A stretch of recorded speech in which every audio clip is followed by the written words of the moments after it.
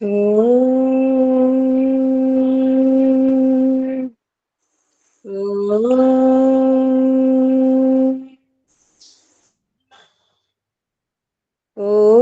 भूर्भुवः स्वः तत्सवितुर्वरेण्यं भर्गो देवस्य धीमहि धियो यो नः प्रचोदयात्। ॐ असतो मा सद्गमय तमसो मा ज्योतिर्गमय मृत्योर्मा अमृतङ्गमय। ॐ सहना भवतु सहनौ भुनक्तु सह वीर्यं करवावहै तेजस्विनावधीतमस्तु मा विद्विषावहै। ॐ शान्ति शान्ति शान्तिः। नमस्ते माताजी। అందరికీ నమస్తే. మనం యోగ దర్శనంలోని సాధన పాదములో ఉన్నాము. ఈ సాధన పాదములో అంటే సమాధి స్థితికి వెళ్ళడానికి, ఆత్మ స్వయం స్థితికి వెళ్ళడానికి అక్కడ నిర్విచార సమాధి, నిర్బీజ సమాధి గురించి చెప్పాడు. అంటే అది ప్రథమ స్టేజ్, అంటే ప్రథమ ఉన్నత స్థితి ఉన్న వాళ్ళకి సమాధి పాదం ఉంది. ఇక మధ్యస్థముగా అంటే ఇప్పుడిప్పుడే ఆధ్యాత్మిక మార్గములో, యోగ మార్గములో ప్రయాణం చెయ్యాలనుకునే వారి గురించి ఏ విధమైనటువంటి లక్షణాలు ఉండాలి, మన జీవనం ఎలా కొనసాగాలి, మనం ఎటువంటి వ్రతాలు తీసుకోవాలి అనేది ఇప్పుడు నూతనముగా అంటే ఈ జన్మలో ఆధ్యాత్మిక మార్గములో వెళ్ళే వారి గురించి వివిధ మార్గాల ద్వారా, వివిధ ఉపాయాల ద్వారా లక్షణాలు చెప్పే ప్రయత్నం చేస్తున్నారు. మనము గమనించుకోవాల్సింది ఏమిటి అంటే, ఈ పరమాత్ముని యొక్క సృష్టిలో ఆ పరమాత్ముడు తప్ప లేదా యోగ సాధన తీవ్ర స్థితిలో చేసుకున్నటువంటి సాధకులు తప్ప ఏ ఒక్కరు కూడా ఆత్మ కళ్యాణము గురించి ప్రయత్నం చెయ్యరు. ఆ పరమాత్ముడు ఆత్మ యొక్క శరీర బంధనాలు, శరీరములో ఆత్మ బంధింపబడినప్పుడు అది భయంకరమైన వ్యాధులతో, అస్తవ్యస్త జీవితము,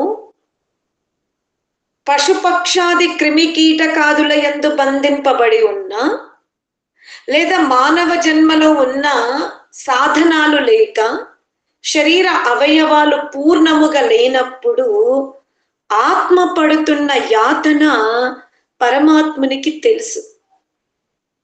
అందుకనే పరమాత్ముడు మానవ జన్మలో పూర్తిగా అవకాశం ఇస్తాడు ఆత్మ తన కళ్యాణమును చేసుకోవడానికి. ఆత్మ నిరంతరము మానవ దేహములో దీర్ఘకాలం ఉంటుంది. చాలా మన చుట్టూ ఉన్నటువంటి పురుగు తత్వాలతో తీసుకుంటే ఆత్మ మానవ జన్మలో దీర్ఘకాల ఆయువుతో ఉంటుంది. అలానే నేను ఈ సృష్టిలో మానవ జన్మ కంటే దీర్ఘమైన ఆయువు లేదని నేను అనట్లేదు. నిత్యము మనం చూస్తున్న కొన్ని క్రిమి కీటకాది ఏవైతే మనను కుట్టుతాయో అటువంటి క్రిమి కీటకాది జీవనము చూస్తే వాటి యొక్క ఆయువు చాలా స్వల్పం. ఒక వృక్షాదులు, కొన్ని రకాల జంతువుల యొక్క ఆయువు మాత్రం చాలా దీర్ఘంగా ఉంటుంది.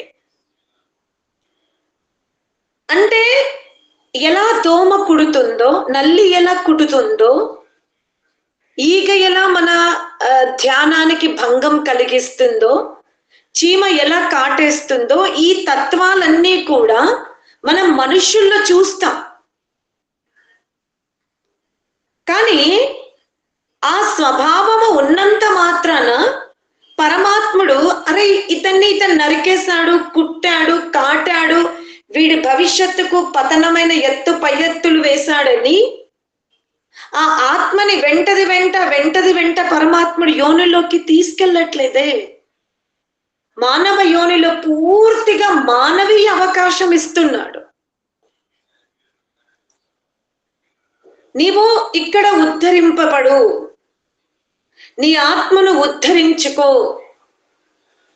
అని పరమాత్ముని నుండి పూర్ణ ప్రయత్నం ఉంది.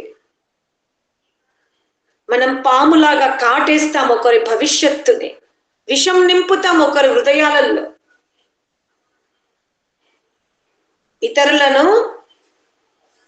ఇతరుల పట్ల చాలా నింపుతాము.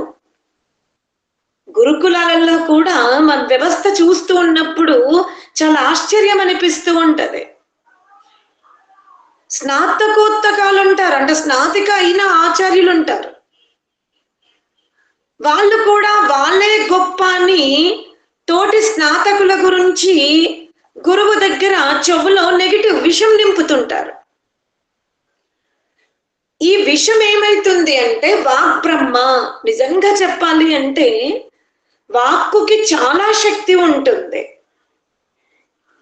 అక్కడ గురువు కూడా వీళ్ళు ప్రభావితంగా చెప్పినటువంటి మాటలను విశ్వసించి యథోచితముగా ఆలోచించకుండా విశ్వాసంలోకి వెళ్ళిపోతాడు. అది కుటుంబంలో చూడండి, రాజకీయ వ్యవస్థలో చూడండి, సంస్థలో చూడండి, విషములాగా మనం నింపుతూనే ఉంటాము. అయినా సర్పము లాంటి పని చేసినా పరమాత్ముడు మన దేహముని తీసుకోవట్లేదే. దోమలాగా కాటుతాము, చీమలాగా కుడుతాము, క్రిమి కీటకాదులు చేసే పనులన్నీ కూడా మనం మన మానవ జన్మలో చేస్తూనే ఉంటాం. ఆ స్వభావం ఉంది కదా అని మానవ జన్మలో పరమాత్ముడు ఆయువుని తీసుకోవడం లేదు. కర్మానుసారమే ఆయువుని తీసుకుంటున్నాడు. మనం బుద్ధ్యానుసారం ఆయువుని పెంచుకుంటున్నాం. అయినా ఏ ఆత్మను కూడా పరమాత్ముడు నువ్వు ఇలాంటి దుష్ట కర్మలు చేశావని మధ్యలో ఆ జన్మ నుండి వేరు చెయ్యట్లేడు ఆత్మను. ఇదే గొప్ప అవకాశం ఆత్మ ఉద్ధరణకు.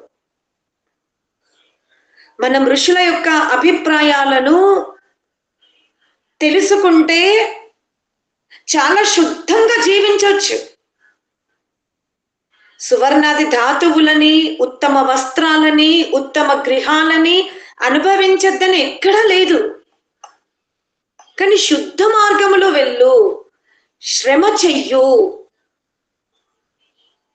తల్లిదండ్రుల సేవలో కానీ, గురు శుశ్రూషలో కానీ, రాష్ట్రీయ సేవలో కానీ, ధర్మాచరణలో కానీ, సత్యాచరణ కానీ, తోబుట్టువులతో ఆ భాగాలు పంచుకునేటప్పుడు కానీ ధర్మాన్ని విడనాడకు అంటున్నాడు పరమాత్ముడు. అంతే. కానీ మనము ధర్మ మార్గమున కంటే కూడా శ్వేతాశ్వతర ఉపనిషత్తు యందు మనం విన్నామే, పరమాత్ముడు అకర్తగా ఉన్నాడు ఈ సృష్టిలో. నిరంతరము ఆత్మలను ఒక చోట నుండి మరొక చోటకి వ్యవస్థ చేస్తూ కూడా ఏ ఆత్మతో మోహితుడు కాడు, ఏ ఆత్మతో విరక్తి కాడు. ముక్తాత్మల్ని ముక్తి వైపు పంపిస్తాడు, బద్ధాత్మల్ని బద్ధం వైపు పంపిస్తాడు, జరాయుజ ఆత్మల్ని జరాయుజానికి పంపిస్తున్నాడు. నిరంతరం అంటూ కూడా ముగ్ధుడు కాడు. అందరి పట్ల సమాన వ్యవహారం చేస్తున్నాడు ఆయన. అయితే ఆ బ్రహ్మచక్రంలో మీరు మొదటి దాంట్లో చూడండి, అసలు జీవుడు ఎందుకు ఈ చక్రమున బంధింపబడి ఉన్నాడు? ఎందుకంటే ప్రకృతి జడమే, ప్రకృతి నిత్యతత్వము, ఆత్మ నిత్యమే, పరమాత్ముడు నిత్యమే. ప్రకృతిని ఎవరు తయారు చేయలే, ఆత్మను ఎవరు తయారు చేయలే, పరమాత్మని ఎవరు తయారు చేయలే. ప్రకృతి నశించదు, ఆత్మ నశించదు, పరమాత్ముడు నశించదు. మరి ఈ వేదనంతా ప్రకృతికి లేదు, పరమాత్మనికి లేదు, ఆత్మకి ఎందుకుంది అంటే ఆ తుష్టులను తీసి మీరు చూడండి. ఎంత మోహములో ఉంటాం మనం, మహామోహములో ఉంటాము. ఇక్కడ నేను శాశ్వతముగా ఉంటాను, ఇక్కడ నా జెండా శాశ్వతముగా ఎగిరేయబడుతుంది, నా ఉనికి ఇక్కడ స్థిరముగా ఉండాలి, నా అంత గొప్ప ఎవరు ఉండకూడదు, నాకెదురు అనుసరిస్తారా? ఈ మోహాలే, ఈ మహామోహాలే ఆత్మను మహాపాతకం వైపు నడిపిస్తుంది. అది మనం తెలుసుకోవట్లే. అరే ఈరోజు నేను ఈ అహంకారముతో ఉన్నా, ఈ విధంగా ఒకరి చెవులో విషము నింపుతున్నా, ఒకరి గురించి నేను అంటే పక్షపాత వ్యవహారము చేసిన, ఒకరికి వెళ్ళవలసిన ధనమును కానీ, యశస్సుని కానీ, స్థానమును కానీ, భూమిని కానీ, నేను ఏదైనా ఇతరులకు వెళ్ళవలసింది చల్ల కపటముతో, నా బుద్ధి సామర్థ్యముతో నేను ఉపయోగించుకుంటే నాకే కదా బంధనం పెరుగుతుంది అన్న వివేకం ఆత్మకు లేకుండా పోతుంది. ఎవరైనా ఈ మార్గంలో ఉన్నారో వాళ్ళకి సహన శక్తి లేదు. అరే నేను ఈ మార్గాన్ని, ఈ పవిత్ర మార్గాన్ని, ఈ ఆధ్యాత్మిక మార్గాన్ని, ఈ నిజాయితీ మార్గాన్ని, నేను నా ఆత్మను దేహ బంధాదుల యందు ఇరికిపోకుండా నేను ఈ మార్గంలో ఉంటున్నాను. కాబట్టి నాకు జడ్జిమెంట్ ఎలా జరిగినా సరే, జనాలు నాకు శాల్వ కప్పినా లేకున్నా సరే, నేను నా ఆత్మను దృష్టిలో పెట్టుకుని పవిత్ర ఆచరణ చేస్తున్నానన్న ఆనందము వీళ్ళకి లేదు. అరే ఈ విధంగా అధర్మాచరణ చేసి బంధనాల వైపు వెళ్తున్నామన్న ఆలోచన ఈ ఆత్మలకు లేదు. అందరం పరమాత్మనే దోషిగా పెడతాం. నేను ఇంత ధర్మ మార్గంలో ఉన్నానే, ఇంత నీతి మార్గంలో ఉన్నాను, అయ్యా నాకెందుకు ఇన్ని కష్టాలు అంటున్నా. ఎందుకున్నాను ధర్మ మార్గంలో? ఎందుకు ఇంత మంచితనముతో ఉన్నావు? కష్టాలు తొలగిపోవడానికి కాదు, రాబోయే కష్టాలను తొలగించుకోవడానికి. అందుకే ఇక్కడ అంటాడు, శౌచ సంతోష్ తప స్వాధ్యాయేశ్వర ప్రణిధానాని నియమాహ అంటాడు. ముందు యమముల గురించి చెప్పాడు. ఆ వ్రతాలను మనము కాలము, దేశము, జాతి యందు విభజించకుండా నిరంతరం ఆ వ్రతాలను చెయ్యాలి అన్నాడు. ఈరోజు ఏం చెప్తున్నాడు? శౌచ సంతోష్ తప స్వాధ్యాయేశ్వర ప్రణిధానాని నియమాహ అంటాడు. అందులో మొదటిది శౌచము అంటాడు. శౌచము అంటే పవిత్రత, శుద్ధిగా ఉండడం. నిజంగా ప్రపంచంలో తెల్లటి పదార్థం ఏదైనా ఉందా అంటే ఏది లేదు. అది ప్రకాశమే. మనము వ్యవస్థ కోసము ఆ ప్రకాశాన్ని ఇది తెలుపు, ఇది పసుపు, ఇది ఎరుపని విభజించుకుంటున్నాం. అటులనే సమాజంలో వీళ్ళు మంచి వాళ్ళు, వీళ్ళు చెడ్డవాళ్ళు, వీళ్ళు ధనికులు, వీళ్ళు పేదవాళ్ళు అనుకుంటున్నాం. ఇది కేవలం వ్యవస్థలో సుఖము కొరకు, వ్యవస్థలో సరళత్వము కొరకు పెట్టుకున్న రంగులే, పెట్టుకున్న ఆలోచనలే. అందుకే ఏమంటాడు? శుద్ధి, పవిత్రత. శుద్ధి కూడా ఎన్ని రకాలు ఉంది. బాహ్య శుద్ధి ఉంది, ఆంతరిక శుద్ధి ఉంది. బాహ్య శుద్ధిని మనకు తెలుసు. మనం గత సగత ప్రకాశం చెప్పేటప్పుడు కూడా నేను చెప్పా. అద్భిర్గాత్రాన్ని శుద్ధ్యంతి మనః సత్యేన శుద్ధ్యతే విద్యా తపోభ్యాం భూతాత్మ బుద్ధిర్జ్ఞానేన శుద్ధ్యతే. అరే బాహ్యమైనటువంటి అవయవాలని మలమూత్ర విసర్జన స్థానాల నుండి కేశముల మూలము వరకు బాహ్యంగా ఉన్న వాటిని మనము జలముతోనే శుద్ధి చేసుకుంటాం. అద్విహి గాత్రాన్ని శుద్ధి అంతే, వీలు లేదు ఇంకా వేరే దాంతో శుద్ధి చేసుకోవడం. దేశ విదేశాలకు కూడా వెళ్ళండి, అక్కడ మలమూత్ర విసర్జన చేసేటప్పుడు పేపర్ వ్యవస్థ ఉంటది, వాళ్ళు దాని మీదనే బ్రతుకుతారా 50 ఏళ్ళు 60 ఏళ్ళు, వాళ్ళు కూడా స్నానం చేయాల్సిందే. ప్రపంచంలో ప్రతి ప్రాణి కూడా బాహ్య దేహాన్ని జలముతోనే శుద్ధి చేసుకుంటారు. ఇది సత్యం, ఇదే యథార్థం. కానీ మానవ జన్మలో పశుపక్షాదులు మనుష్య సర్వ ప్రాణులు, మనుష్యునితో కలిపి సర్వ ప్రాణులు బాహ్య దేహాన్ని శుద్ధి చేసుకోవాలి అంటే జలమే. ఇది అందరికీ వర్తిస్తుంది. మీరు వృక్షములను కూడా చూడండి, ఆకులన్నీ బురదతో ఉంటవి, వాటిని కూడా వర్షం కడిగేస్తుంది. స్థావర జంగమాలు, మనుష్యులు, పశు పక్షులు, క్రిమి కీటకాదులు సర్వము జలముతో శుద్ధమవుతున్నాయి. కానీ విశేషముగా మానవ జన్మ ఎత్తినప్పుడు మనస్సుని శుద్ధి చేసుకోవలసి ఉంటుంది. మనః సత్యేన శుద్ధ్యతే అంటాడు.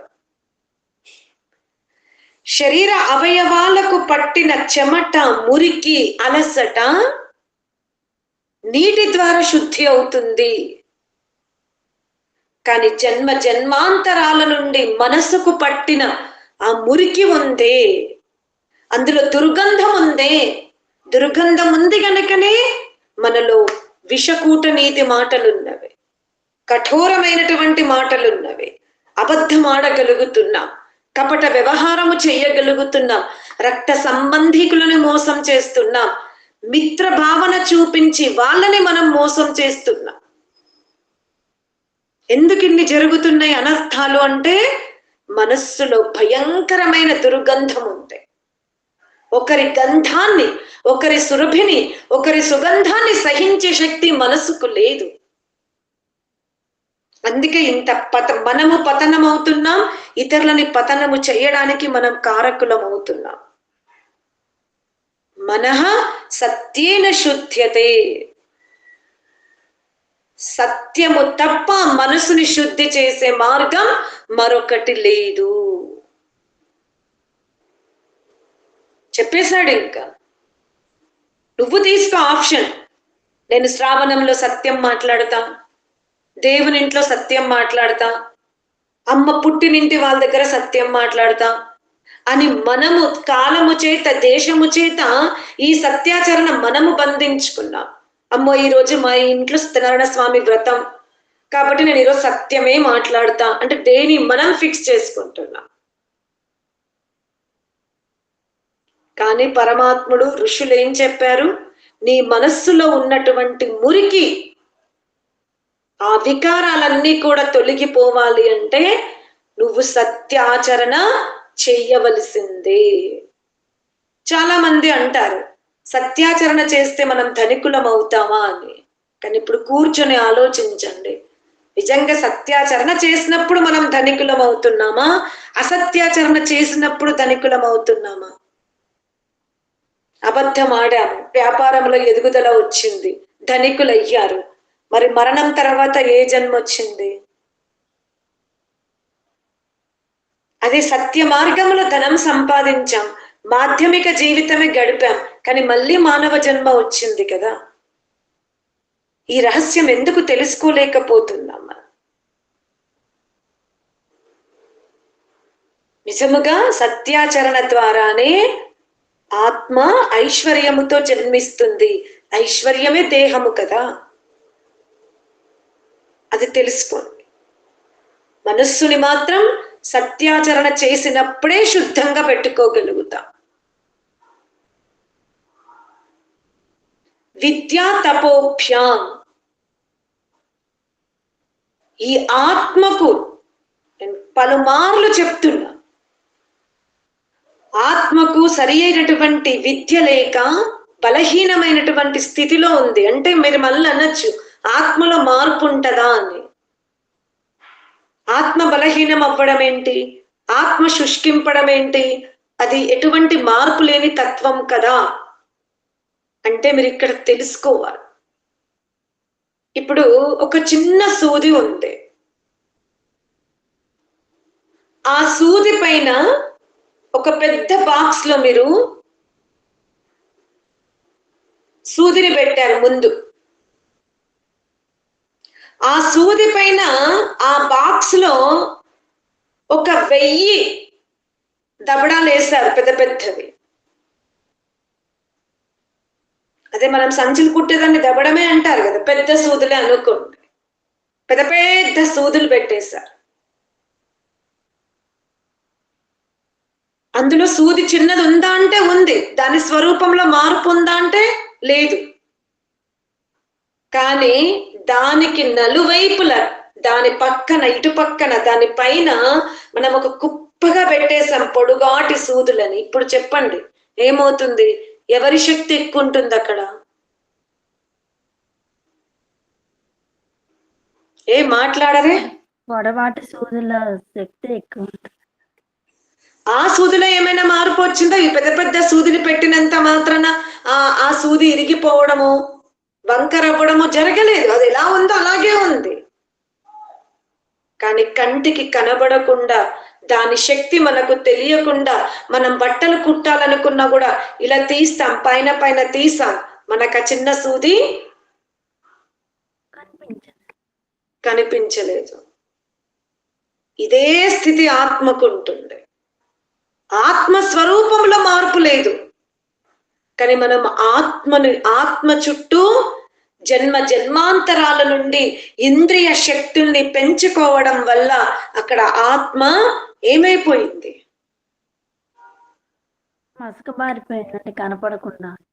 అది ఇప్పుడు సూది కనపడాలి అంటే ఇవన్నీ ఏం చేయాలి? మనం తొలగించుకోవాలి. అది మళ్ళీ మనకు రెండవసారి ఉపయోగపడడానికి రావాలి అంటే సూదిని దారంలో చెక్కినప్పుడే మనకు ఆ సూది ఉపయోగపడుతుంది. అలా ఒక ఉండలాగా ఉన్నటువంటి దారానికి సూదిని పెట్టామంటే మీరు 100 పెద్ద పెద్ద సూదులు పెట్టినా మీకు ఆ దారంతో సూది కనబడుతుంది. అలాగే పరమాత్ముడనే ప్రకాశముతో ఈ ఆత్మను మీరు ప్రకాశింపజేసుకుంటే కోటాన కోట్ల జన్మలెత్తినా మీ ఆత్మ ప్రకాశంలో మార్పు అది మనం తెలుసుకోవాలి. అందుకనే విద్యా తపోభ్యాం భూతాత్మ. అమ్మో ఇవాళ చలికాలం, వర్షం పడుతుంది, నేను ధ్యానం చేసుకోను. రాత్రి 12 అయింది, నేను ధ్యానం చేసుకోను, బుక్కు చదవను. ఈరోజు మా బంధువుల ఇంట్లో శుభకార్యాలు ఉన్నవి, అక్కడికి వెళ్ళాలి, నేను చదవను. ఇవన్నీ ఏమైపోతాయి?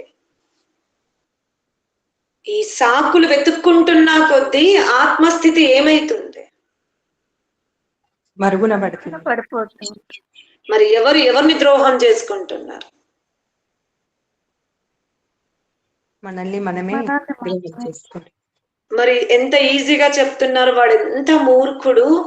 ఏ చెట్టు కొమ్మనైతే నరకాలనుకున్నాడో అదే కొమ్మ మీద కూర్చొని గొడ్డలితో నరుకుతున్నాడని మీరు బుద్ధిమంతులందరూ నవ్వుతారే, మరి ఆత్మజ్ఞానులు కూడా మన స్థితిని చూసి నవ్వుకోరు అనుకుంటున్నారా?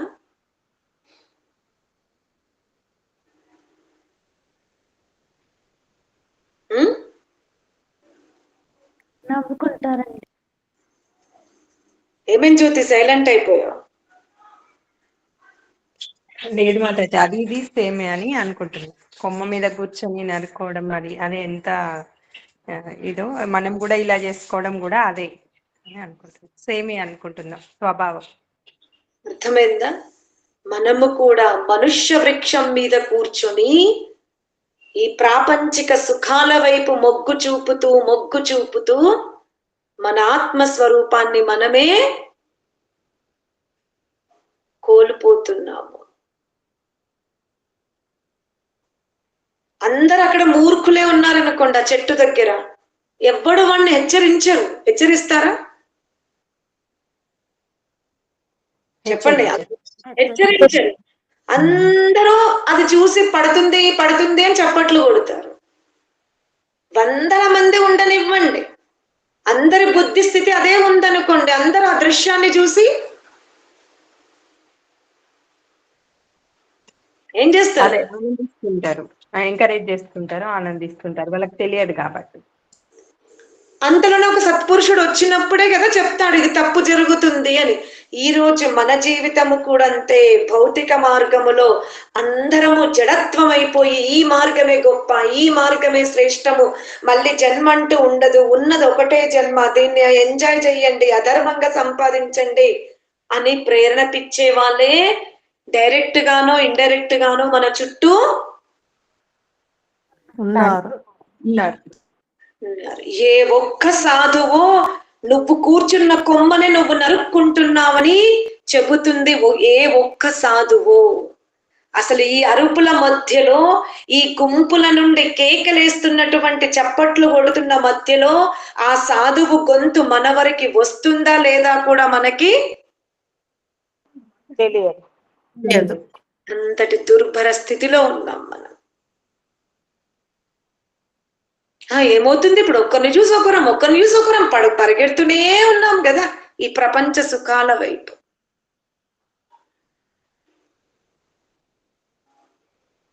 ఆలోచించుకోండి.